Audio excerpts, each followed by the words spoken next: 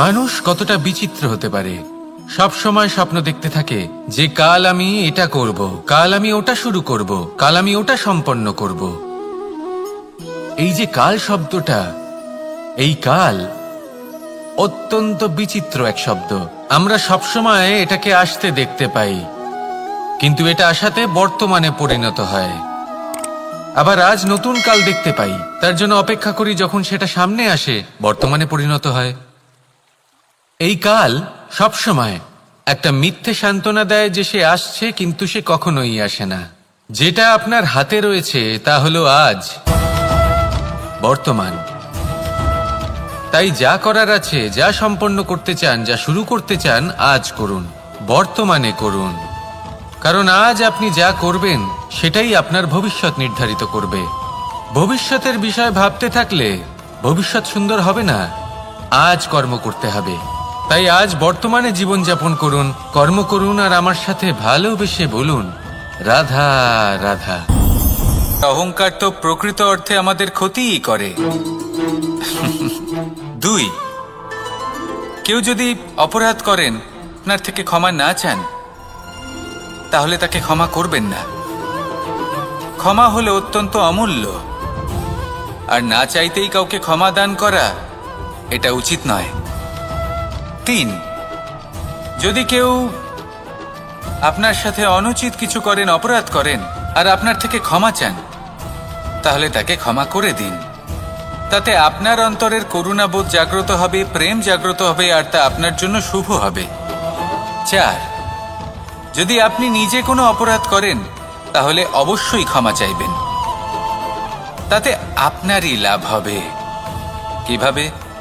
সামনের ব্যক্তি আপনাকে ক্ষমা করুক বা না করুক, আপনার অন্তরের অহংকার ক্ষীণ হবে, আর এই মন আরো নির্মল হয়ে উঠবে। এই ক্ষমা অত্যন্ত অমূল্য, ভেবেচিন্তে একে ব্যবহার করুন, আর আমার সাথে ভালোবেসে বলুন, রাধা রাধা। একবার একজন গুরু তার শিষ্যদের পরীক্ষা নিচ্ছিলেন। উনি ওনার প্রত্যেক শিষ্যকে একটি করে পাখি দিয়ে বললেন সেই পাখির বলি দিতে হবে, কিন্তু এমন এক স্থানে যেখানে কেউ তাদের দেখতে পাচ্ছে না। প্রত্যেক শিষ্য নিজের যাত্রা শুরু করল। কেউ ঘন বনে প্রবেশ করল, কেউ অন্ধকার গুহায় প্রবেশ করল, কেউ দূরে কোনো পর্বতের শিখরে পৌঁছে গেল। যে মুহূর্তে দেখল তাদের কেউ দেখতে পাচ্ছে না, তারা সেই বলি দিতে চেষ্টা করল। যেই বলি দিতে গেল, সেই পাখি আলোর কিরণে পরিবর্তিত হলো এবং লুপ্ত হয়ে গেল। একজন শিষ্য ছিল যে আবার গুরুর কাছে ফিরে এলো। সে বলল, ক্ষমা করবেন গুরুদেব, কিন্তু আমি এমন কোনো স্থান পেলাম না যেখানে কেউ আমাকে দেখতে পাচ্ছে না। অন্য কেউ না দেখতে পেলেও আমি নিজে দেখতে পাচ্ছিলাম, আমার অন্তর্মন দেখতে পাচ্ছিল।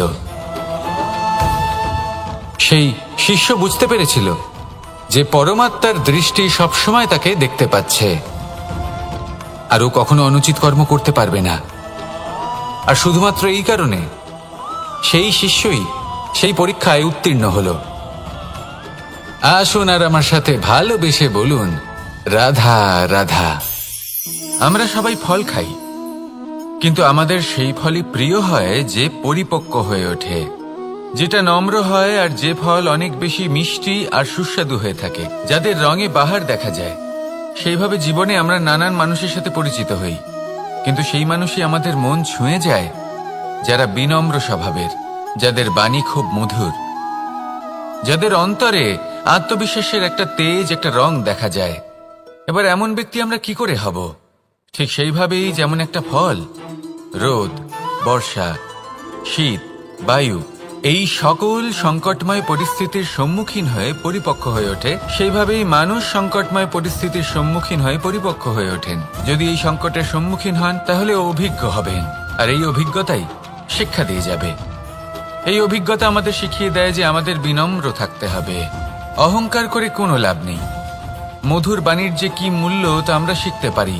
এই অভিজ্ঞতাই আমাদের বুঝিয়ে দেয় যে উচিত অনুচিত কোনটা, আমাদের দৃষ্টিভঙ্গি তৈরি করে, আর এই দৃষ্টিভঙ্গি দ্বারা আত্মবিশ্বাস জাগ্রত হয়। সেই জন্য জীবনে কখনো বিপদ থেকে দূরে পালাবেন না, সেগুলোর সম্মুখীন হন, অভিজ্ঞতা লাভ করুন, তার থেকে শিক্ষা লাভ করুন, এইভাবেই পরিপক্ক হবেন। আসুন আমার সাথে ভালোবেসে বলুন, রাধা রাধা।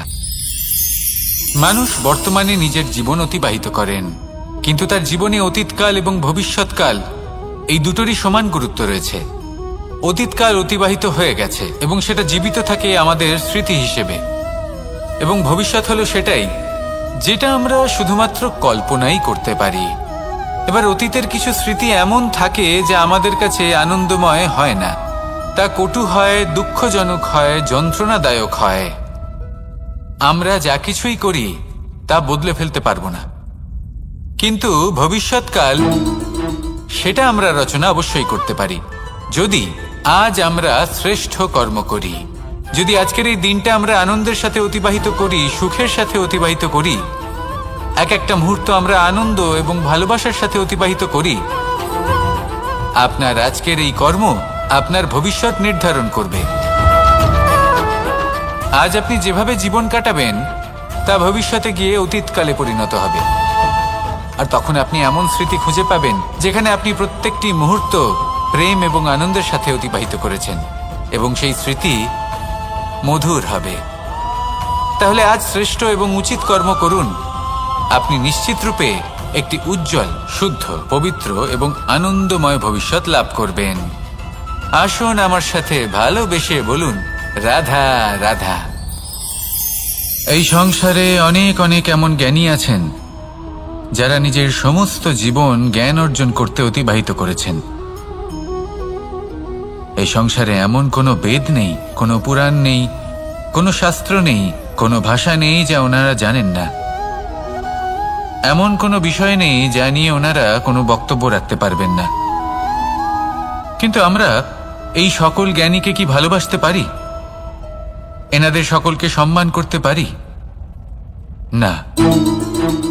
কারণটা কি? দেখুন, বেদ পড়া একটি আলাদা বিষয়, বেদনা বুঝতে পারা অন্য ব্যাপার, এবং বেদনা বোঝার জন্য, সেই জ্ঞান লাভ করার জন্য আপনাকে মন থেকে করুণা এবং প্রেমের সঠিক অর্থ বুঝতে হবে। সামনের ব্যক্তির বেদনা বুঝতে হবে, তার যন্ত্রণাকে বুঝতে হবে। তারপর যে জ্ঞান আপনি অর্জন করেছেন বেদ থেকে, পুরাণ থেকে, শাস্ত্র থেকে, তা প্রয়োগ করে তার বেদনার নিবারণ করা, সেটা বেশি গুরুত্বপূর্ণ। সেই জন্য জীবনে শুধুমাত্র শাস্ত্র এবং বেদ পড়ে জ্ঞান অর্জন করতে সময় নষ্ট করবেন না। মন থেকে প্রেমের কি অর্থ সেই বিষয়ে জ্ঞান লাভ করার চেষ্টা করুন, করুণাও বুঝতে চেষ্টা করুন। একজন শ্রেষ্ঠ ব্যক্তি হয়ে উঠুন, আর আমার সাথে ভালোবেসে বলুন, রাধা রাধা।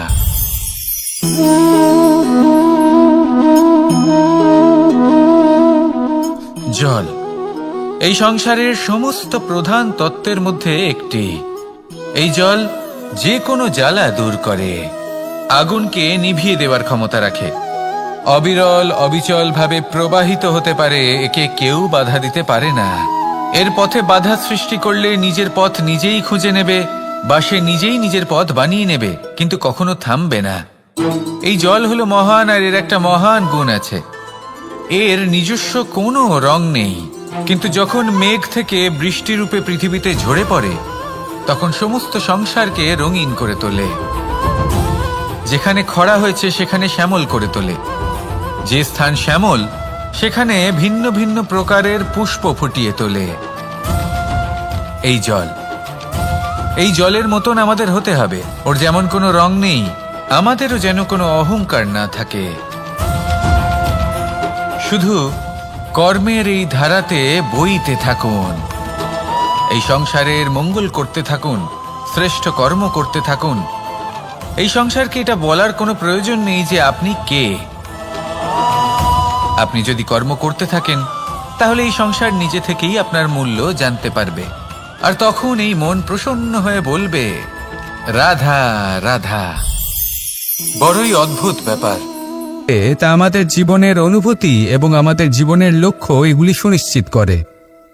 অর্থাৎ নেত্র দিয়ে দেখা যায় আমাদের এই মুখ, তা শুধুই এই কারণে প্রয়োজন যাতে সংসার আমাদের দেখতে পায়, আমাদের চিনতে পারে। কিন্তু যদি এই সংসারে আপনি প্রকৃত অর্থে মান সম্মান লাভ করতে চান, তাহলে নিজের অন্তরাত্মাকে আপনাকে বিকশিত করতেই হবে। দেখুন, কথায় আছে এই যে অসুর, তা শারীরিকভাবে উপস্থিত নয়, তা মনের মধ্যে থাকে। যদি এই মন থেকে অসুরকে বের করে দেওয়া যায়, তাহলে শরীরে তা উপস্থিত থাকবেই না। তাই মনকে শুদ্ধ করুন আর আমার সাথে ভালোবেসে বলুন, রাধা রাধা। মানুষ যখনই একে অপরের সামনে নিজেদের হৃদয়ের ভাবনা প্রকাশ করে, তখন এক অত্যন্ত প্রভাবশালী মাধ্যম তারা ব্যবহার করে, যাকে ভাষা বলা হয়। এবার আমি দেখেছি যে একজন মানুষ অনেকগুলো ভাষাতেই নিপুণ। আমি এটাও দেখেছি যে মানুষ অনেকগুলো ভাষায় কথা বলে, কখনো কখনো অনেক ভাষা মিলিত করে তার প্রয়োগ করে, উচিত প্রকারে তাকে ব্যবহার করে না, না সেটাকে সম্মান করে, আর না ভাষাকে শুদ্ধ রাখে। আর এটা হলো অনুচিত।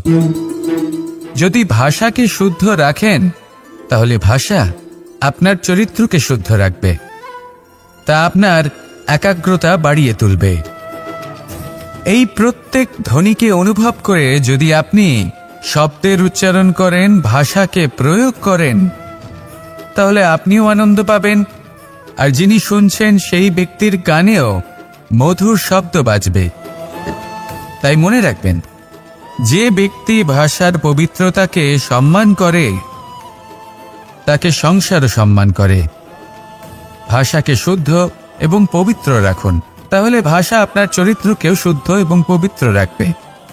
আর এই মন সুপ্রসন্ন হয়ে বলবে, রাধা রাধা। এ হলো রামায়ণের সময়কালের কথা। সেতু নির্মাণ করার কাজ চলছিল। সমস্ত বানর সেনা এই কাজে নিযুক্ত হয়েছিলেন। বড় বড় পাথর তুলে নিয়ে এই বানর সেনা সমুদ্রে ফেলছিলেন। এই কাজ চলছিল। এমন সময় ছোট্ট একটা কাঠবিড়ালি এলো। ছোট ছোট মাটির ডেলা হাতে নিয়ে সাগরের কাছে যাচ্ছিল, আর বড় বড় পাথরের পাশে রেখে দিচ্ছিল, যথাসম্ভব সেখানে রেখে আসছিল। সারা দিন ধরে সে এই পরিশ্রম করেই যাচ্ছিল। এবার শ্রীরাম তার এই কাজ দেখতে পেলেন। সেই ছোট্ট কাঠবিড়ালিটিকে নিজের হাতে তুলে নিলেন এবং অত্যন্ত ভালোবেসে তার পিঠে হাত বুলিয়ে দিলেন। কথায় আছে যে কাঠবিড়ালির পিঠে যে দাগ আছে, সেই 3টি দাগ এসেছে শ্রীরামচন্দ্রের 3 আঙুলের থেকে। যে কাজ আপনি করছেন তাতে সমস্ত শক্তি প্রয়োগ করুন। যতটা আপনার সামর্থ্য রয়েছে, যতটা আপনার প্রতিভা রয়েছে, সম্পূর্ণভাবে উৎসর্গ করে দিন। ঠিক এমনভাবে কর্ম করুন। সেই কাঠবিড়ালি কিন্তু তাই করেছিল। সেই জন্য শ্রীরামের সাথে সেও সেই কাহিনীতে অমর হয়ে গেছিল। সম্পূর্ণ শক্তি প্রয়োগ করুন, সম্পূর্ণ সামর্থ্যের সাথে কর্ম করুন, কারণ এটাই হলো শ্রেষ্ঠ পথ কোনো কর্ম করার। আসুন আমার সাথে ভালোবেসে বলুন, রাধা রাধা। স্বরূপ, কোনো পাখিকে দেখুন, সে গাছের ডালে বসে এবং সেখানেই বিশ্রাম করে, কিন্তু পড়ে না। কেন? কারণ ওর বিশ্বাস যে যে শাখার উপরে ও বসে আছে সেটাই হলো ওর বাসস্থান। যদি আপনি বিশ্বাস করেন, তাহলে আপনি পাথরের মধ্যেও ভগবান দর্শন করতে পারবেন। আর যদি বিশ্বাস না থাকে, তাহলে যদি ভগবান সামনে দাঁড়িয়েও থাকে, তবেও আপনার বিশ্বাস হবে না। তাই বিশ্বাস করতে শিখুন। এই বিশ্বাসের আধারেই আপনি সেই সব কিছু পাবেন যা আপনি পেতে চাইছেন। আসুন আমার সাথে ভালোবেসে বলুন, রাধা রাধা। গুরু, যিনি পথ দেখান, আমাদের জীবনে অত্যন্ত গুরুত্বপূর্ণ, অত্যন্ত আবশ্যক। কিন্তু কিছু মানুষ মনে করেন যে গুরুর কোনো প্রয়োজন নেই, কারণ এই সমগ্র জ্ঞান মানুষের অন্তরেই নিহিত রয়েছে। এবার প্রশ্ন এটাই, যদি সমস্ত জ্ঞান মানুষের অন্তরে নিহিত থাকে, তাহলে গুরুর কি প্রয়োজন? আর যারা আজ পর্যন্ত গুরুকে মেনে এসেছেন, তারা কি অনুচিত করেছেন? এর উত্তর আমি আপনাকে দেব একটা উদাহরণ দ্বারা। একটা কাঠ যা জ্বলনশীল, জ্বলনের ঊর্জা তার অন্তরে নিহিত রয়েছে, কিন্তু তার জ্বলনের জন্য বাইরে থেকে একটা অনুঘটকের প্রয়োজন হয়। এই অনুঘটকই হলেন আপনার গুরু। উত্তাপ, যা একটা কাঠকে জ্বালাতে পারে, সেই উত্তাপ হলো গুরুর প্রচেষ্টা। যদি সেই গুরুই না থাকে, তার প্রচেষ্টাই না থাকে, তাহলে সেই সমস্ত জ্ঞান যা মানুষের অন্তরে নিহিত তা ব্যর্থ হয়ে যাবে। যদি আপনার সাথে আপনার গুরু থাকেন, আপনার পথ প্রদর্শন করেন, আপনার অন্তরের জ্ঞানকে বাইরে নিয়ে আসতে পারেন, তাহলে তাকে সম্মান করুন আর আমার সাথে ভালোবেসে বলুন, রাধা রাধা। असतो मा सद्गमय, तमसो मा ज्योतिर्गमय, মৃত্যুর্মা মৃতঙ্গময়। জ্ঞান সেটাই যা অসত্য থেকে সত্যের পথে চালিত করে। প্রকাশ সেটাই যা অন্ধকার থেকে আলোর পথে নিয়ে আসে। জীবন সেটাই যা মৃত্যু থেকে অমরত্বের পথে নিয়ে যায়। এবার এই তিনটে, জ্ঞান, জীবন এবং প্রকাশ, একই রকম। শূন্য থেকে এর উৎপত্তি হয় এবং আস্তে আস্তে আপনার জীবনে বিস্তার লাভ করে। এবার আমরা এটাই ভাবি যে কেমন করে এই তিনটিকে আগলে রাখা যায়। এর উত্তর হলো, এদের আগলে রাখার প্রয়োজনই নেই, ভাগ করে দিতে হবে। কোনো বৃক্ষকেই দেখে নিন, একটি বৃক্ষ অনেক বছর ধরে বেঁচে থাকে। কেন? কারণ সে ভাগ করে দিতে জানে। সে নিজের বীজ ছড়িয়ে দেয়, এই ধরিত্রীতে দেয়, সেই বীজ যা অঙ্কুরিত হয়ে এক নতুন বৃক্ষকে জন্ম দেয়। শুধু ছড়িয়ে দিয়ে একটি বৃক্ষ জীবন দান করতে পারে। যদি কোনো ব্যক্তি জ্ঞান ছড়াতে শিখে যান, যদি প্রকাশ, আলোর কিরণ ছড়িয়ে দিতে শিখে যায়, কোনো ব্যক্তি তার জীবনের সুখ ছড়িয়ে দিতে শিখে যান, তাহলে তিনি মৃত্যুর পরও মৃত হন না।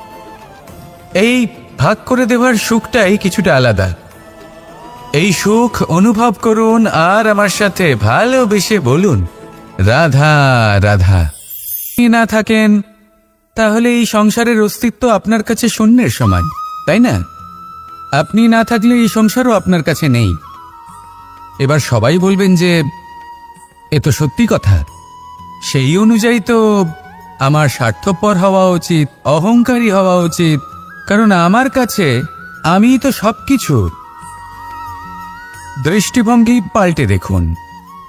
আপনার কাছে সবথেকে বেশি গুরুত্বপূর্ণ ব্যক্তি কে? আপনি নিজেই। সেই মানুষটি কেমন হওয়া উচিত একটু ভেবে দেখুন। সবসময় সকলকে সাহায্য করুন, একসাথে মিলে পরিশ্রম করুন, সাহায্য করুন অন্যদেরকে। এটা অতি আবশ্যক। এবং তার থেকেও বেশি গুরুত্বপূর্ণ হলো এটাই যে আপনার মনে যেন কখনো এই বিষয়ে ভয় না থাকে যে আমি আমার প্রিয়জনদের, আমার কাছের মানুষগুলিকে হারিয়ে ফেলব। এই ভয় কখনোই মনের মধ্যে থাকা উচিত নয়। যদি ভয় থাকে তাহলে থাকুক এই বিষয়ে যে সকল মানুষ আমার জীবন থেকে, আমার থেকে দূরে চলে যাচ্ছেন, তাদের বাধা দিতে দিতে আমি যেন নিজেকেই না হারিয়ে ফেলি, নিজের অস্তিত্বকেই না হারিয়ে ফেলি, নিজের ব্যক্তিত্বকে, নিজের বিচারধারাকে, নিজের করুণার শক্তি না হারাই। তাহলে এই ভয় ত্যাগ করুন আর আমার সাথে ভালোবেসে বলুন, রাধা রাধা। এই ফল কি তা বলার কোনো প্রয়োজন নেই। এই ফল কতটা সুস্বাদু সেটাও বলার কোনো প্রয়োজন নেই। ধরুন এমন কোনো মানুষ আসলেন যিনি জানেন না এটা কোন ফল। তিনি এটা দেখে ভাববেন এ তো কাঁটার একটা গুচ্ছ মনে হচ্ছে, নিয়ে ফেলে দেবেন। সেখানে দ্বিতীয় কোনো ব্যক্তি যিনি বুঝদার, তিনি দেখবেন, ভাববেন যে প্রকৃতি এর গায়ে এত কাঁটা কেন দিয়েছে? অবশ্যই সুরক্ষার জন্য দিয়েছে, অর্থাৎ ভিতরে অবশ্যই অমূল্য কিছু রয়েছে। সেই ধরনের ব্যক্তি এই ফলের অন্তরে প্রবেশ করেন এবং এই ফলের আনন্দ উপভোগ করেন। এরকমই কিছুটা আমাদের সংসারেও আমরা দেখতে পাই। প্রত্যেক দিন আমরা নতুন নতুন মানুষের সাথে পরিচিত হই। এমন কিছু ব্যক্তি থাকেন যাদের সাথে প্রথম আলাপের পর আমাদের এটা মনে হয় যে এই ব্যক্তিকে দেখে একটু রাগী ব্যক্তি মনে হচ্ছে, বড়ই অহংকারী বোধ হচ্ছে, উদ্ধত মনে হচ্ছে। বেশিরভাগ মানুষ প্রথম আলাপের পরে তাদের সাথে দূরত্ব বজায় রাখবেন। কিন্তু যিনি বুঝদার ব্যক্তি, তিনি ভাববেন যে এই ব্যক্তি এমন কেন করছেন। হয়তো সুরক্ষার খাতিরে এই ব্যক্তি নিজেকে এরকম করে তুলেছেন যাতে অন্য কোনো ব্যক্তি এসে ওনার সময় নষ্ট না করেন, ওনার আবেগের সাথে ছলনা না করেন, খেলা না করেন। হয়তো অতীতে এমন কোনো ঘটনা ঘটেছে যার জন্য এই ব্যক্তি কিছুটা এরকম হয়ে গেছেন। এমনই একজন ব্যক্তি সেই ব্যক্তির মনের গভীর পর্যন্ত পৌঁছতে পারেন আর সেখান থেকে শুভ গুণগুলিকে বাইরে বের করে আনতে পারেন। এরকমই ব্যক্তি হয়ে উঠুন, এমন বুঝদার ব্যক্তি হয়ে উঠুন যিনি সামনের ব্যক্তির খারাপ গুণগুলিকে অবহেলা করে হৃদয়ের অন্তঃস্থল থেকে শুভ গুণগুলিকে প্রকাশিত করে এবং সেই ব্যক্তিকে দেখাতে পারে। এমন ব্যক্তি হয়ে উঠুন যিনি নিজের জীবনকেও সফল করে তোলেন এবং অন্যের জীবনকেও। আসুন আমার সাথে ভালোবেসে বলুন, রাধা রাধা। আমি জীবনে অনেক ভালো মানুষের সংস্পর্শে এসেছি। এমন ব্যক্তি যিনি আজীবন জ্ঞান লাভ করে থাকেন, পড়তেই থাকেন। ধরে নিন কোনো ব্যক্তি শিল্পকলার বিষয়ে অনেক বই পড়ে ফেলেছেন, কিন্তু কখনো শিল্পকর্মই করেননি। তাহলে সেই জ্ঞানের কি লাভ? কোনো লাভ নেই।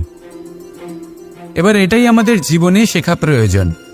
আমরা জ্ঞান অর্জন করি কিন্তু তা যাপন করি না, তা কর্মজীবনে প্রয়োগ করি না। তাহলে এতে কি লাভ হবে? জ্ঞান আছেই সেই জন্য যাতে আমরা জীবনকে আরো শ্রেষ্ঠ করে তোলার জন্য তাকে প্রয়োগ করি। এই জ্ঞান এবং কর্মের একসাথে পথ চলাটাই আবশ্যক। তবেই এই জ্ঞান অভিজ্ঞতায় পরিণত হবে। আর অভিজ্ঞতা দ্বারা যে জ্ঞান লাভ হয় সেটাই সবথেকে বেশি গুরুত্বপূর্ণ, সেটাই হলো সবথেকে বেশি লাভদায়ক। সেই জন্য শুধু জ্ঞান অর্জন করবেন না, তাকে প্রয়োগ করুন, তাকে কর্মজীবনে প্রয়োগ করুন, জীবনকে আরো শ্রেষ্ঠ করে তুলুন। আর আমার সাথে ভালোবেসে বলুন, রাধা রাধা। বাহ, পুষ্পের সুবাস আমার খুব ভালো লাগে। অত্যন্ত সুন্দর হয় এই পুষ্প। এইভাবে চারিদিকে পুষ্প দেখে মন আনন্দিত হয়ে ওঠে। এবার আপনারা ভেবে দেখুন, আমার চারিদিকে পুষ্প নয়, আগুন আছে। তাহলে কি হবে? আমার শরীর কি জ্বলে যাবে না? অবশ্যই জ্বলবে। শরীরকে কি আগুনের তাপ সহ্য করতে হবে না? অবশ্যই সহ্য করতে হবে। এটাই হলো প্রকৃতির নিয়ম। এই নিয়ম কিন্তু আমরা সবাই জানি, কিন্তু আমাদের মধ্যে বেশিরভাগ মানুষ এই বিভ্রান্তি নিয়ে বাঁচি যে এই যে প্রকৃতির নিয়ম তা আমার উপর প্রযোজ্য নয়। তা কিন্তু নয়। আমাদের চতুর্দিকে এই যে নিসর্গ রয়েছে, আমরা তার কতটা ক্ষতি করি সেটা একবার ভেবে দেখুন। আমরা বনাঞ্চল জ্বালিয়ে দিই, বায়ু দূষিত করি, জল দূষিত করি, প্রাণীদের হত্যা আমরা করি। কেন? এই নিসর্গ আমরা নষ্ট করি, যদিও আমরা জানি যে আমরাও হলাম এই নিসর্গেরই অংশ। এবার দেখুন, শরীরের কোনো অংশে যদি আগুন ধরান, আস্তে আস্তে সমস্ত শরীরও জ্বলে যাবে। সেইভাবেই নিসর্গ যদি নষ্ট হয়ে যায়, তাহলে মনুষ্য জাতিও নষ্ট হয়ে যাবে। তাই এই যে নিসর্গ আপনি দেখছেন, এই পুষ্প, এই বৃক্ষ, বায়ু, জল, এদের সকলকে রক্ষা করুন, নষ্ট নয়। মনে রাখবেন, যদি নিসর্গ থাকে মানুষ থাকবে, যদি নিসর্গ থাকে তাহলেই জীবন থাকবে। আসুন আমার সাথে ভালোবেসে বলুন, রাধা রাধা। আজ আমরা দুই ধরনের ব্যক্তির বিষয়ে কথা বলবো। প্রথম জন হলেন যে প্রয়োজনের থেকে অনেক বেশি পরিমাণ ধন উপার্জন করে থাকেন। তার কাছে ততটা ধন থাকে যতটা তার প্রয়োজনও নেই, তারপরেও আরো ধন উপার্জন করতে চেষ্টা করতে থাকেন। সকল সম্ভব চেষ্টা করেন, সকল সম্ভব কর্ম করেন, তা সে উচিত কর্ম হোক বা অনুচিত, তাতে তাদের কিছুই যায় আসে না। তারা শুধুই এই সংসারের সকল সুখ ভোগ করতে চান, সকল স্বাচ্ছন্দ্য লাভ করতে চান। আজীবন তারা প্রচেষ্টাই করতে থাকেন। এবার এই করতে গিয়ে তারা ভারাক্রান্ত হয়ে সমস্যার সম্মুখীন হন। এনাদের সমগ্র জীবন এই চেষ্টাতেই চলে যায়, জীবন যাপন করার বদলে। অন্যদিকে আরেকজন ব্যক্তি, যিনি জানেন তার প্রয়োজন কতটুকু আর শুধুমাত্র সেই পরিমাণ ধন অর্জন করেন, তার থেকে বেশি একটুও নয়। উনি যদি দুবেলা খেতে পান, মাথা গোজার ঠাঁই পেয়ে যান, সেটাই পর্যাপ্ত। তাতেই তিনি আনন্দে জীবন যাপন করেন, না কোনো বৃথা চিন্তা করেন, না কোনো বৃথা কষ্ট করেন। এবার আমি আপনাদের জিজ্ঞেস করব, এই দুই ব্যক্তির মধ্যে আপনি কোন ব্যক্তি হতে চাইবেন? বেশিরভাগ মানুষ এটাই বলবেন যে আমরা সেই দ্বিতীয় মানুষ হতে চাই যারা সন্তুষ্ট। কিন্তু যদি মন দিয়ে দেখেন, আপনিও সেই কর্মই করছেন যা প্রথম ব্যক্তি করেন। আপনারা সবসময় চেষ্টা করে চলেছেন, এটাও লাভ করতে হবে, ওটাও লাভ করতে হবে, আমার এটারও প্রয়োজন, ওটারও প্রয়োজন। আপনি অনেক কিছু লাভ করেছেন, কিন্তু প্রশ্ন এটাই যে আপনার কি সেই সবকিছুর প্রয়োজন রয়েছে? এর উত্তর আপনার অন্তর্মনে রয়েছে। আপনার মন জানে যে আপনার প্রয়োজন কতটুকু। সেখানে গিয়ে দেখুন। সন্তুষ্টি মানুষকে আনন্দ দেয়। মানুষ যতটা সন্তুষ্ট হবে ততটাই সে আনন্দ লাভ করবে। এবার আপনাকে এই সিদ্ধান্ত নিতে হবে যে আপনি কখন আর কোথায় সন্তুষ্টি লাভ করবেন, কত কিছু লাভ করার পরে সন্তুষ্ট হবেন। এই উত্তর আপনি মন থেকে পাবেন। এই সমাজের চাহিদায় জড়িয়ে নিজেকে বিভ্রান্ত করবেন না। নিজের অন্তরের এই মিথ্যে অহংবোধকে প্রশ্রয় দিতে গিয়ে যদি আপনি এরকম চাষ করতে থাকেন, তাহলে জীবনযাপন কখন করবেন? থেমে যান, শান্ত হয়ে যান, নিজের অন্তর মনে নিমজ্জিত হয়ে দেখুন যে সন্তুষ্টি কোথায়। এই সন্তুষ্টি লাভ করুন। এই মন প্রসন্ন হয়ে বলবে, রাধা রাধা। যত শক্তিশালী এই মন, তত শক্তিশালী এই শরীরও। এই যে আমাদের শরীর, এটা আসলে কি? এ হলো একটা রথের মতো। আর একটা রথ ততক্ষণ চলতে পারবে না যতক্ষণ না তাকে কোনো সারথি চালাবে। এই মন হলো শরীরের সারথি। এবার ভাবুন, যদি এই সারথি শক্তিহীন হয়, দুর্বল হয়, তাহলে এই রথের কি হবে? এটা উচিত পথে চলতে পারবে না, উচিত গতিতে চলতে পারবে না, মন মতো স্থানে এটা পৌঁছতেও পারবে না। সেই জন্য মনের শক্তি অত্যন্ত প্রয়োজনীয়। এবার মনের শক্তি আমরা কোথা থেকে লাভ করি? দৃঢ়তার শক্তি থেকে। এবার এই শক্তি আমরা কিভাবে বাড়াতে পারি? আমরা প্রতিদিন কিছু নতুন স্থির করি, কিছু ছোট, কিছু বড়। আর যেই আমরা নতুন কিছু পূর্ণ করি, আমাদের মনের শক্তি বেড়ে যায়। আর যদি পূর্ণ না করতে পারি, মনের শক্তি কমে যায়। একটা দেওয়ালের মতো ছোট ছোট ছোট ছোট শিলা আমরা একটার পর একটা স্থাপন করে একটা দেওয়াল তৈরি করি। এতগুলো পাথর যখন একত্রিত হয়ে যায়, তখন এমন এক দেওয়াল তৈরি হয় যাকে ভাঙা প্রায় অসম্ভব হয়ে দাঁড়ায়। সেরকমই হয় মন এবং দৃঢ়তা। ছোট ছোট কাজ করে নিজের লক্ষ্য পূর্ণ করুন। এই লক্ষ্য যদি পূর্ণ হয়, তবে মনের শক্তি বাড়বে। কিছুটা এইভাবে যে যত বড়ই বিপদ আসুক না কেন, সেই বিপদ নিজে হার মেনে নেবে, কিন্তু আপনার মন ততটাই শক্তিশালী থাকবে। তাই মনের শক্তি বাড়াতে থাকুন, যাতে আপনি উচিত পথে চলতে পারেন, উচিত গতিতে চলেন আর মনোবাঞ্ছিত স্থানে পৌঁছতে পারেন। তবেই এই মন প্রসন্ন হয়ে বলবে, রাধা রাধা। বৃক্ষকে দেখুন, অত্যন্ত শক্তিশালী বৃক্ষ। এটা সবারই প্রিয়।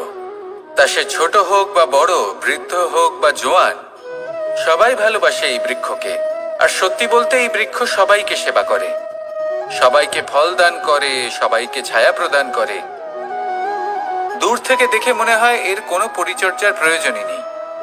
কিন্তু একজন কুশল মালী এইভাবে ভাবেন না।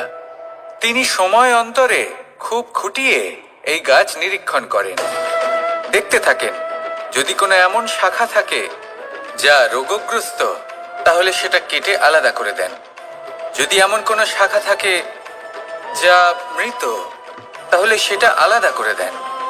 আর এইভাবে উপযুক্ত দেখাশোনা করার কারণেই এই বৃক্ষ এইভাবে সুস্থ হয়ে থাকে, সতেজ হয়ে থাকে, সবার সেবা করতে থাকে। আপনাকেও নিজের সাথে সেটাই করতে হবে। নিজের জন্য আপনাকে একজন কুশল মালী হয়ে উঠতে হবে। রক্ষা করতে হবে নিজের শরীরের, নিজের মনের।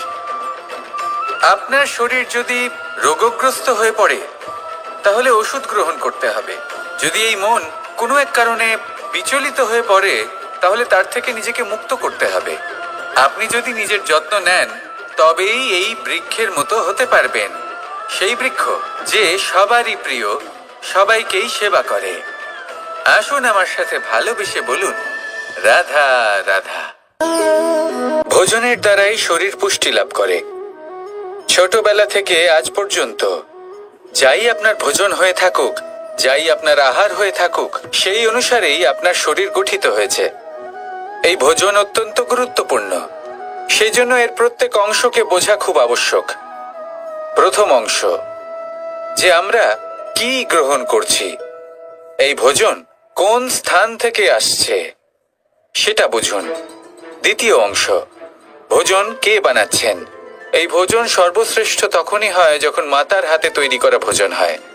কিন্তু যদি মাতার তৈরি করা ভোজন আপনি প্রাপ্ত নাও করতে পারেন, তাহলে সেই ব্যক্তির ভোজন তৈরি করা উচিত যিনি সাত্ত্বিক। তৃতীয় অংশ, কোন স্থানে আপনি ভোজন গ্রহণ করছেন। যে স্থানে আপনি ভোজন গ্রহণ করছেন তা সাত্ত্বিক হওয়া উচিত। তাহলে অত্যন্ত গুরুত্বপূর্ণ। এবং চতুর্থ সবথেকে গুরুত্বপূর্ণ অংশ, তা হলো এই ভোজন আপনি যার দ্বারা প্রাপ্ত করেছেন, যেখান থেকে প্রাপ্ত করেছেন, যে স্থানে বসে আপনি ভোজন গ্রহণ করছেন তার প্রতি কৃতজ্ঞতা প্রকাশ করুন এবং ভোজন পূর্ণরূপে সমাপ্ত করুন। তবেই এই ভোজন আপনাকে সুখী জীবন দান করবে, সুস্থ শরীর দেবে, আর এই মন তা সুপ্রসন্ন হয়ে বলবে, রাধা রাধা। এই হলো বট গাছের একটা বীজ।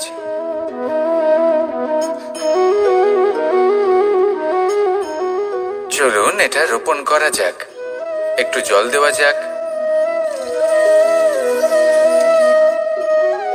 এবার এখানে একটা বিশাল বটবৃক্ষ উৎপন্ন হবে। কিন্তু কিভাবে? এতে কে সাহায্য করবে? এটা সম্ভব কে করে দেখাবে? প্রকৃতি। আগে হ্যাঁ, এই সংসারে যা কিছু উৎপন্ন হয়, যা কিছু নষ্ট হয়, তার জন্য প্রকৃতি দায়ী হন।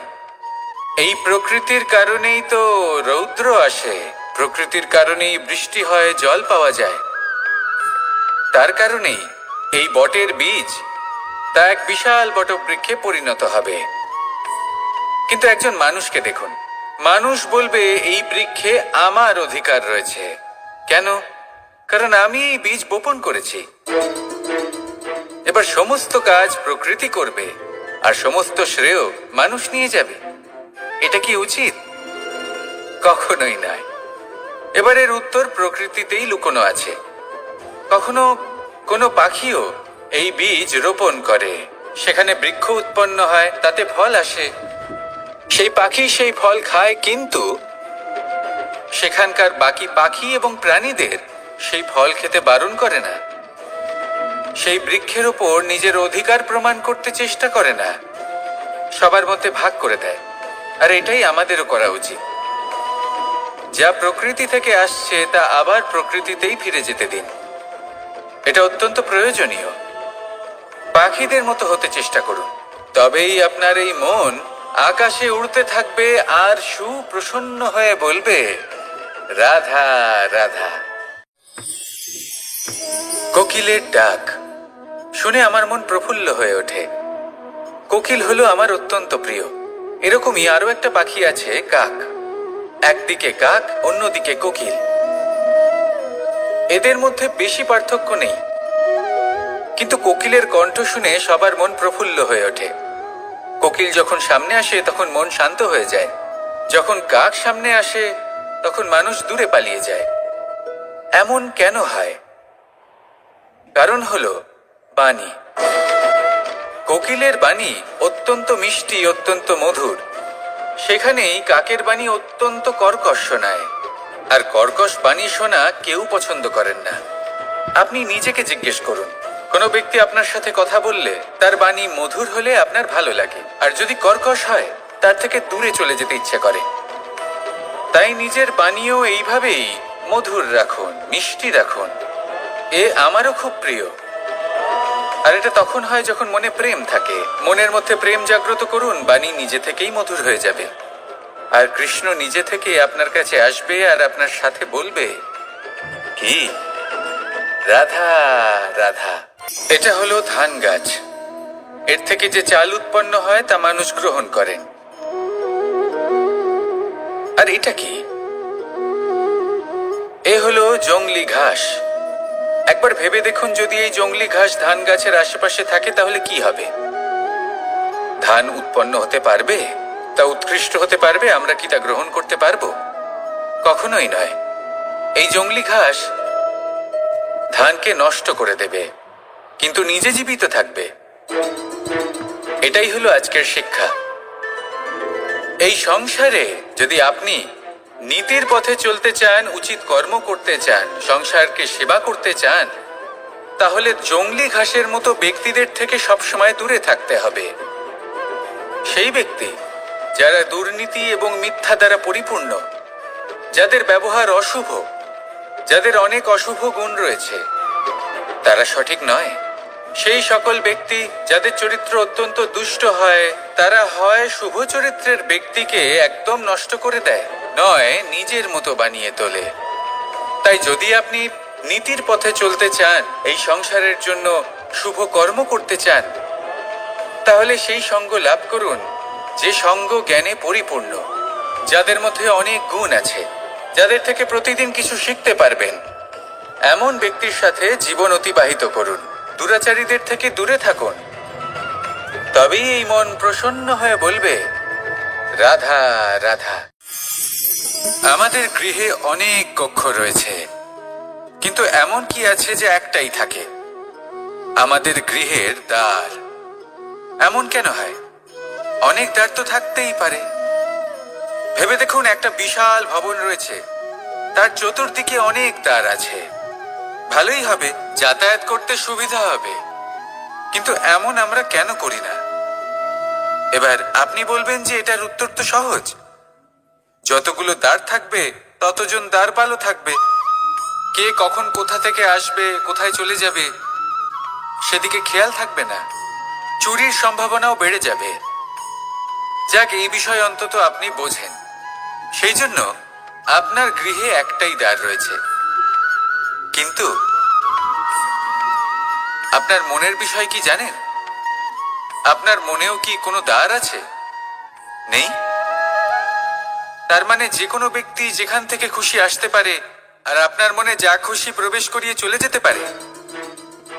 কোনো বাধার সম্মুখীন না হয়ে কোনো ব্যক্তি আপনার মনে যা কিছু প্রবেশ করিয়ে চলে যাবে, তা সে আমাদের পক্ষে শুভ হোক, অশুভ হোক, বা যতই ঘাতক হোক না কেন। সেই ভাবনা হতে পারে বাসনাময়, ক্রোধে পরিপূর্ণ, মতভেদে পরিপূর্ণ, বিদ্বেষ বা অহংকারে পরিপূর্ণ, বা কোনো ব্যর্থ ভাবনা হতে পারে। বিশ্বের যে কোনো ভাবনা মনে এসে বসবাস করতে পারে। এবার মনে যা ভাবনা থাকবে, মন সেটাই অনুভব করবে। নেতিবাচক ভাবনা যদি মনে ঘর করে, মন সুখ অনুভব কি করে করবে? সেই জন্য আবশ্যক হলো মনের মাঝে ইতিবাচক সত্তার দ্বার গড়ে তোলা। অর্থাৎ কোনো ভাবনা যদি আসে এবং ইতিবাচক হয়, তাহলে তাকে মনে প্রবেশ করতে দিন। যদি তা আপনাকে আর্থিক, সামাজিক, পারিবারিক, আধ্যাত্মিক লাভ দেয়, তাহলে তাকে প্রবেশ করতে দিন।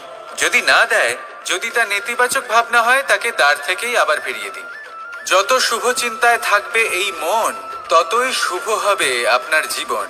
আর এই মন সুপ্রসন্ন হয়ে বলবে, রাধা রাধা। মানুষ ছোট হোক বা বড়, রাজা হোক বা দরিদ্র, সমস্ত মানুষের মধ্যে একটা সামঞ্জস্য থাকে। সমস্ত মানুষের কাছে তার প্রশংসা অত্যন্ত গুরুত্বপূর্ণ। সে খুবই প্রসন্ন হয় যদি আপনি তার প্রশংসা করেন। কিন্তু আপনি যদি তাকে এটা বলেন যে এটা তোমার ভুল ছিল, তোমার কিছু খামতি ছিল, তখন সেটা সে মানতে রাজিই থাকে না। সব মানুষ এটা শুনতে পছন্দ করে যে সে যেটা করেছে সেটাই সর্বোত্তম। এবার আমি আপনাকে একটা কথা বলি। এই হলো নিন্দা, এই হলো প্রশংসা, আর এই হলো সত্য, যা সবার থেকে উচ্চস্থানীয়। সেই জন্য মানুষ আয়না দেখে। আয়না তাকে তার সৌন্দর্য দেখায় না, তাকে দেখায় যা সত্য, যাতে মানুষ আরো সুন্দর হওয়ার চেষ্টা করতে থাকে। তাই আয়না অত্যন্ত গুরুত্বপূর্ণ সত্যকে জানার জন্য। জীবনে নিন্দুকের মাহাত্ম্য প্রশংসকের মাহাত্ম্যের থেকে অনেক বেশি। কেন? কারণ তারা আপনাকে আপনার খামতি দেখায়, আপনার ভুলগুলো বুঝিয়ে দেয়, আপনাকে একটা সুযোগ দেয় নিজেকে শুধরে নিতে, নিজেকে আরো শ্রেষ্ঠ করে তুলতে, যা প্রশংসক করতে পারে না। তাই জীবনে যদি কখনো নিন্দা করা হয়, তাকে ভালোবেসে গ্রহণ করুন, ধন্যাত্মক রূপে গ্রহণ করুন। যদি নিজেকে কোনো শিক্ষা দেওয়া সম্ভব হয় তাহলে অবশ্যই দিন। দেখবেন মন প্রসন্ন হয়ে বলবে, রাধা রাধা। জীবনে কখনো সাফল্য আসে, আবার কখনো অসফলতা, কখনো আশা পাওয়া যায়, কখনো নিরাশা, কখনো জয় লাভ করি, আবার কখনো পরাজয়। এর পেছনের কারণটা জানা অত্যন্ত প্রয়োজনীয়। যদি আমি পরাজয়ের কথা বলি, যখনই আমরা পরাজয় লাভ করি আমরা ভাবতে থাকি যে এমন কেন হলো? আমাদের শত্রু কি বেশি শক্তিশালী ছিল, নাকি আমাদের নীতিতে কোনো খামতি ছিল? এই সমস্ত কারণের পেছনে খুব বড় একটা কারণ থাকে, আর সেই কারণ আমাদের অন্তরে সুপ্ত থাকে। ধরে নিন একটা পথ, তাতে আপনি চলছেন। সেই পথ কাঁটায় পরিপূর্ণ, কিন্তু আপনি পাদুকা পরে রয়েছেন আর আপনি হেঁটে সামনে এগিয়ে যান। এবার এমন একটা পথ এলো যা পুষ্পে ঢাকা, আর আপনি পাদুকা পরে রয়েছেন, কিন্তু আপনার পাদুকাতে একটা পাথর আটকে গেল। তখন দু পা হাঁটাও খুব কঠিন হয়ে পড়ে।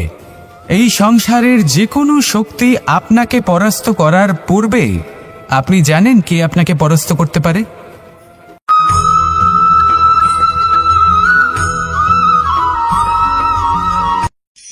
অগ্নি, চতুর্থ তত্ত্ব, সব থেকে বেশি গুরুত্বপূর্ণ, কিন্তু তার থেকেও বেশি ভয়াবহ। কখনো অগ্নিকে নিয়ন্ত্রিত রূপে উনুনে জ্বলতে দেখেছেন? এই অগ্নি আমাদের খাবার বানাতে সাহায্য করে, যা আমাদের শক্তি প্রদান করে। কিন্তু এই অগ্নি যখন বিচলিত হয়ে, অনিয়ন্ত্রিত হয়ে কোনো বনের আগুন হয়ে ওঠে, তখন মহা বিনাশ ঘটে যায়। আপনারই অন্তরের ঊর্জা হলো এই অগ্নি। এটা আপনার শক্তিও, আপনার ক্রোধ। একে ব্যবহার কিভাবে করবেন তা আপনারই হাতে। যদি কোনো ব্যক্তি নিজের অন্তরের এই ঊর্জাকে ব্যবহার করেন শক্তির রূপে, তাহলে সে বিকাশ ঘটাতে পারে, নির্মাণ ঘটাতে পারে। কিন্তু যদি কোনো ব্যক্তি তার অন্তরের ঊর্জাকে বিধ্বংসী অস্ত্র বানিয়ে ফেলেন, তাহলে নিশ্চিত রূপে মহা বিনাশ ঘটতে পারে, যাতে বিনাশ তারও অবশ্যই হবে। অনেক বছর পূর্বে এমনই এক আগুনের দ্বারা এই সুন্দর পৃথিবীর নির্মাণ হয়েছিল, আর অনেক বছর পূর্বে এমন এক আগুনেই সমস্ত জীব এবং সংসার বিলুপ্ত হয়ে গেছিল। এবার আপনি আপনার অন্তরের ঊর্জা দ্বারা বিনাশ ঘটাতে চান নাকি নির্মাণ ঘটাতে চান, সেই সিদ্ধান্ত আপনারই। আসুন আমার সাথে ভালোবেসে বলুন, রাধা রাধা। असतो मा सद्गमय, तमसो मा ज्योतिर्गमय, মৃত্যুর্মা মৃতঙ্গময়। জ্ঞান সেটাই যা অসত্য থেকে সত্যের পথে চালিত করে। শুনতে পছন্দ করে যে সে যেটা করেছে সেটাই সর্বোত্তম। এবার আমি আপনাকে একটা কথা বলি। এ হলো নিন্দা, এ হলো প্রশংসা, আর এই হলো সত্য, যা সবার থেকে উচ্চস্থানীয়। সেই জন্য মানুষ আয়না দেখে। আয়না তাকে তার সৌন্দর্য দেখায় না, তাকে দেখায় যা সত্য, যাতে মানুষ আরো সুন্দর হওয়ার চেষ্টা করতে থাকে। তাই আয়না অত্যন্ত গুরুত্বপূর্ণ সত্যকে জানার জন্য। জীবনে নিন্দুকের মাহাত্ম্য প্রশংসকের মাহাত্ম্যের থেকে অনেক বেশি। কেন? কারণ তারা আপনাকে আপনার খামতি দেখায়, আপনার ভুলগুলো বুঝিয়ে দেয়, আপনাকে একটা সুযোগ দেয় নিজেকে শুধরে নিতে, নিজেকে আরো শ্রেষ্ঠ করে তুলতে, যা প্রশংসক করতে পারে না। তাই জীবনে যদি কখনো নিন্দা করা হয়, তাকে ভালোবেসে গ্রহণ করুন, ধন্যাত্মক রূপে গ্রহণ করুন। যদি নিজেকে কোনো শিক্ষা দেওয়া সম্ভব হয় তাহলে অবশ্যই দিন।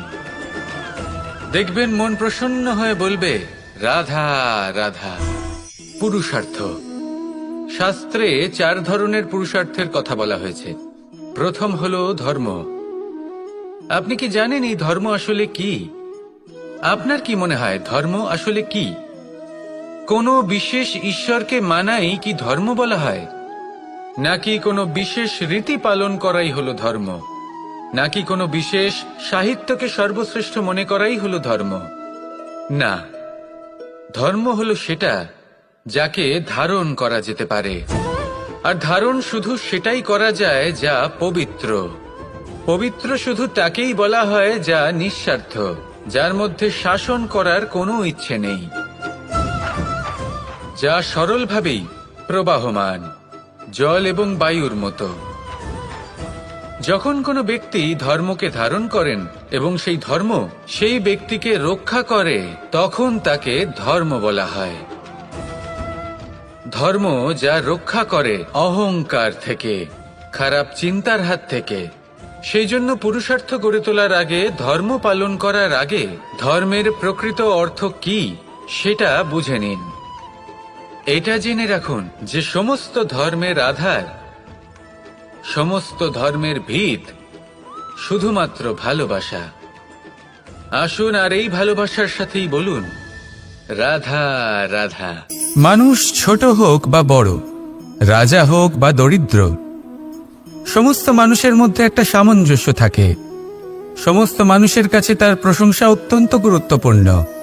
সে খুবই প্রসন্ন হয় যদি আপনি তার প্রশংসা করেন, কিন্তু আপনি যদি তাকে এটা বলেন যে এটা তোমার ভুল ছিল, তোমার কিছু খামতি ছিল, তখন সেটা সে মানতে রাজিই থাকে না। সব মানুষ এটা শুনতে পছন্দ করে যে সে যেটা করেছে সেটাই সর্বোত্তম। এবার আমি আপনাকে একটা কথা বলি, এই হলো নিন্দা, এই হলো প্রশংসা, আর এই হলো সত্য, যা সবার থেকে উচ্চস্থানীয়। সেই জন্য মানুষ আয়না দেখে। আয়না তাকে তার সৌন্দর্য দেখায় না, তাকে দেখায় যা সত্য, যাতে মানুষ আরো সুন্দর হওয়ার চেষ্টা করতে থাকে।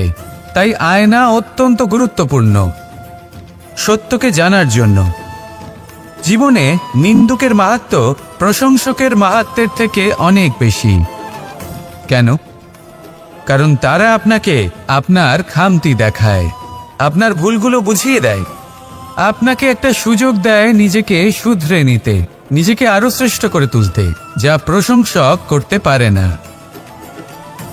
তাই জীবনে যদি কখনো নিন্দা করা হয়, তাকে ভালোবেসে গ্রহণ করুন, ধন্যাত্মক রূপে গ্রহণ করুন। যদি নিজেকে কোনো শিক্ষা দেওয়া সম্ভব হয় তাহলে অবশ্যই দিন।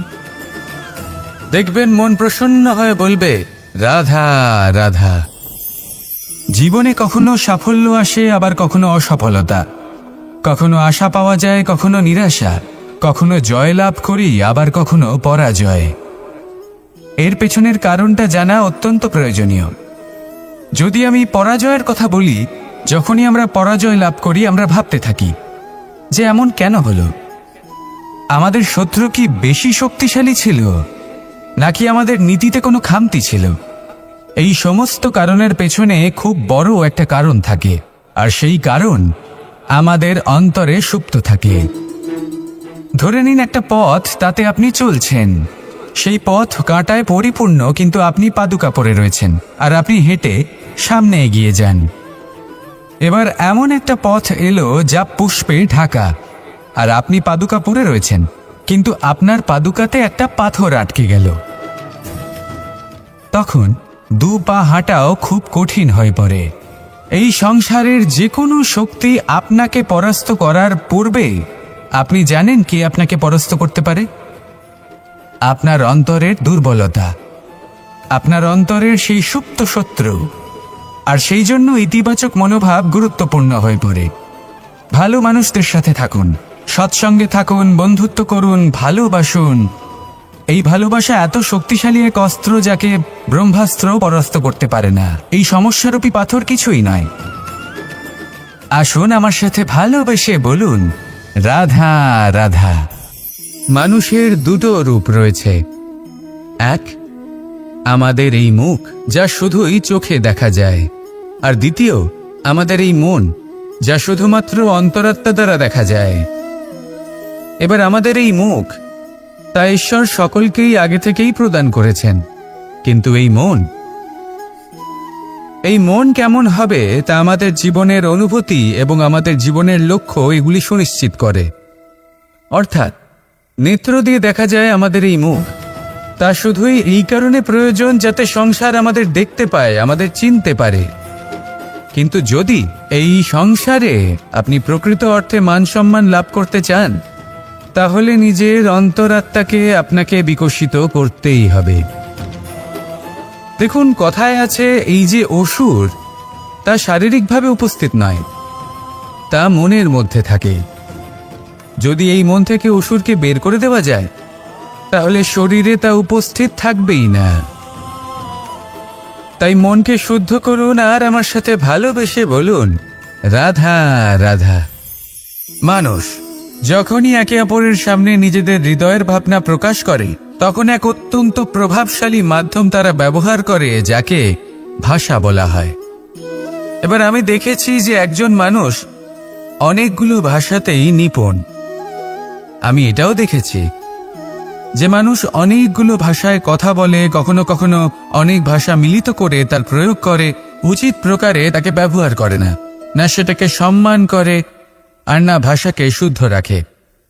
আর এটা হলো অনুচিত।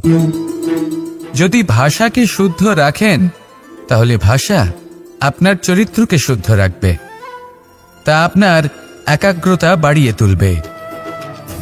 এই প্রত্যেক ধ্বনিকে অনুভব করে যদি আপনি শব্দের উচ্চারণ করেন, ভাষাকে প্রয়োগ করেন, তাহলে আপনিও আনন্দ পাবেন, আর যিনি শুনছেন সেই ব্যক্তির কানেও মধুর শব্দ বাজবে। তাই মনে রাখবেন, যে ব্যক্তি ভাষার পবিত্রতাকে সম্মান করে, তাকে সংসারও সম্মান করে। ভাষাকে শুদ্ধ এবং পবিত্র রাখুন, তাহলে ভাষা আপনার চরিত্রকেও শুদ্ধ এবং পবিত্র রাখবে। আর এই মন সুপ্রসন্ন হয়ে বলবে, রাধা রাধা। এ হলো রামায়ণের সময়কালের কথা। সেতু নির্মাণ করার কাজ চলছিল। সমস্ত বানর সেনা এই কাজে নিযুক্ত হয়েছিলেন। বড় বড় পাথর তুলে নিয়ে এই বানর সেনা সমুদ্রে ফেলছিলেন। এই কাজ চলছিল। এমন সময় ছোট্ট একটা কাঠবিড়ালি এলো। ছোট ছোট মাটির ডেলা হাতে নিয়ে সাগরের কাছে যাচ্ছিল, আর বড় বড় পাথরের পাশে রেখে দিচ্ছিল, যথাসম্ভব সেখানে রেখে আসছিল। সারা দিন ধরে সে এই পরিশ্রম করেই যাচ্ছিল। এবার শ্রীরাম তার এই কাজ দেখতে পেলেন। সেই ছোট্ট কাঠবিড়ালিটিকে নিজের হাতে তুলে নিলেন এবং অত্যন্ত ভালোবেসে তার পিঠে হাত বুলিয়ে দিলেন। কথায় আছে যে কাঠবিড়ালির পিঠে যে দাগ আছে, সেই 3টি দাগ এসেছে শ্রীরামচন্দ্রের 3 আঙুলের থেকে। যে কাজ আপনি করছেন তাতে সমস্ত শক্তি প্রয়োগ করুন। যতটা আপনার সামর্থ্য রয়েছে, যতটা আপনার প্রতিভা রয়েছে, সম্পূর্ণভাবে উৎসর্গ করে দিন। ঠিক এমনভাবে কর্ম করুন। সেই কাঠবিড়ালি কিন্তু তাই করেছিল। সেই জন্য শ্রীরামের সাথে সেও সেই কাহিনীতে অমর হয়ে গেছিল। সম্পূর্ণ শক্তি প্রয়োগ করুন, সম্পূর্ণ সামর্থ্যের সাথে কর্ম করুন, কারণ এটাই হলো শ্রেষ্ঠ পথ কোনো কর্ম করার। আসুন আমার সাথে ভালোবেসে বলুন, রাধা রাধা। এই সংসারে যখন সাফল্যের পথে আপনি অগ্রসর হবেন, তখন আপনার পরিশ্রম, একাগ্রতা, সাহসের সাথে সাথে সমাজের মানসিকতাও সহ্য করতে হবে। এই আমরা ভয়ভীত হয়ে পড়ি। সেই কারণে নিজেদের আশা, নিজেদের বিশ্বাস হারিয়ে ফেলি। এবার যদি সেই নিন্দার ভয়ে আমরা লক্ষ্যচ্যুত হই, তাহলে সেটা অনুচিত।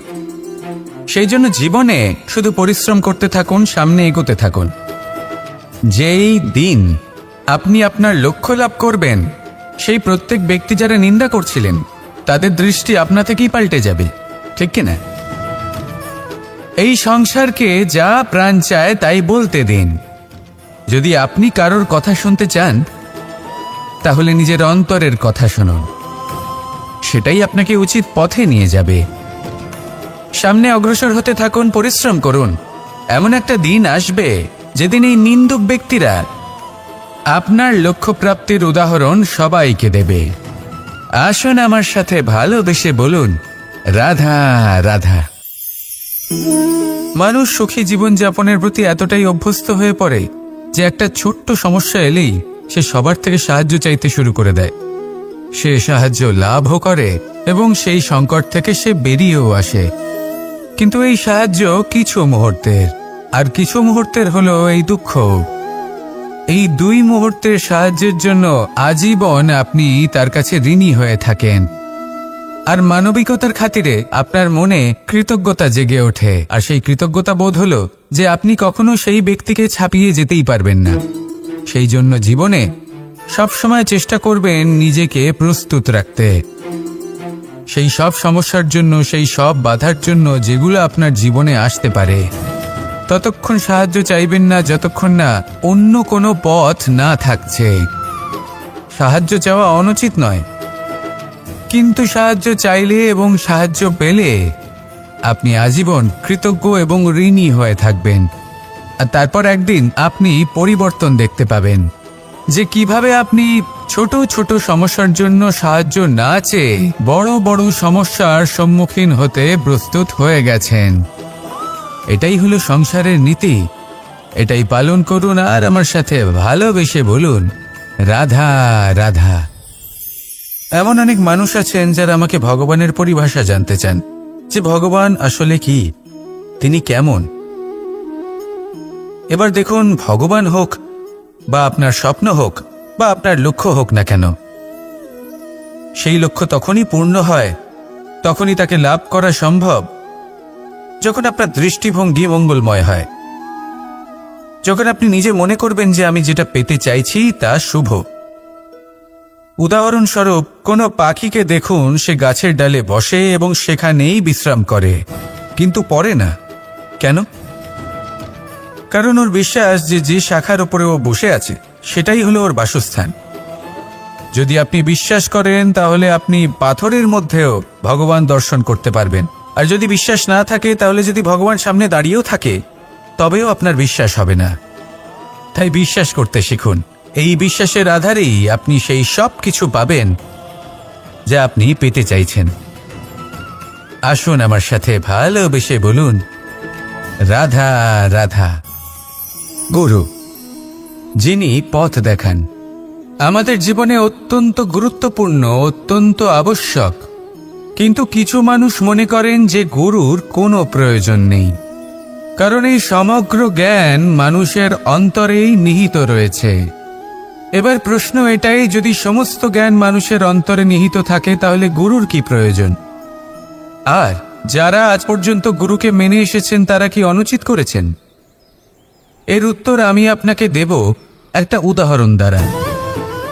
একটা কাঠ যা জ্বলনশীল, জ্বলনের ঊর্জা তার অন্তরে নিহিত রয়েছে, কিন্তু তার জ্বলনের জন্য বাইরে থেকে একটা অনুঘটকের প্রয়োজন হয়। এই অনুঘটকই হলেন আপনার গুরু। উত্তাপ যা একটা কাঠকে জ্বালাতে পারে, সেই উত্তাপ হলো গুরুর প্রচেষ্টা। যদি সেই গুরুই না থাকে, তার প্রচেষ্টাই না থাকে, তাহলে সেই সমস্ত জ্ঞান যা মানুষের অন্তরে নিহিত তা ব্যর্থ হয়ে যাবে। যদি আপনার সাথে আপনার গুরু থাকেন, আপনার পথ প্রদর্শন করেন, আপনার অন্তরের জ্ঞানকে বাইরে নিয়ে আসতে পারেন, তাহলে তাকে সম্মান করুন আর আমার সাথে ভালোবেসে বলুন, রাধা রাধা। असतो मा सद्गमय, तमसो मा ज्योतिर्गमय, मृत्युर्मा मृतंगमय। ইনি কি মূল্য প্রদান করেন? প্রহার সহ্য করেন। আমরা এই ধরিত্রীতে প্রহার করে মাটি খুঁড়ে তাতে বীজ বপন করি, তবেই আমরা অন্ন লাভ করি, তবেই ফসল পাই। জীবনে যদি আপনাকে সফল হতে হয়, সম্মান পেতে হয়, যশ পেতে হয়, তাহলে আপনাকে মূল্য দিতেই হবে। যদি আপনি সাফল্য লাভ করতে চান, তাহলে দিন রাত আপনাকে ত্যাগ করতে হবে, যেখানে সমগ্র সংসার সন্তোষ অনুভব করছে, আর আপনাকে করতে হচ্ছে পরিশ্রম। যদি আপনি সম্মান প্রাপ্ত করতে চান, তাহলে আপনাকে সেই সুখ ত্যাগ করতে হবে যা সবার কাছে রয়েছে। যদি আপনি যশ লাভ করতে চান, তাহলে নিজের অন্তরকে মেরে ফেলা আপনাকে শিখতে হবে, তবেই আপনি যশ লাভ করবেন। জীবনে শুধুমাত্র ধন মূল্যবান নয়, কিন্তু এই যে মূল্যের কথা আমি বলছি, সেটা যদি আপনি দিতে পারেন, তাহলে নিশ্চিত রূপে এটা আপনাকে আরো মূল্যবান করে তুলবে। নিশ্চিত রূপে গড়ে তুলবে। তাহলে এটাই করুন আর আমার সাথে ভালোবেসে বলুন, রাধা রাধা।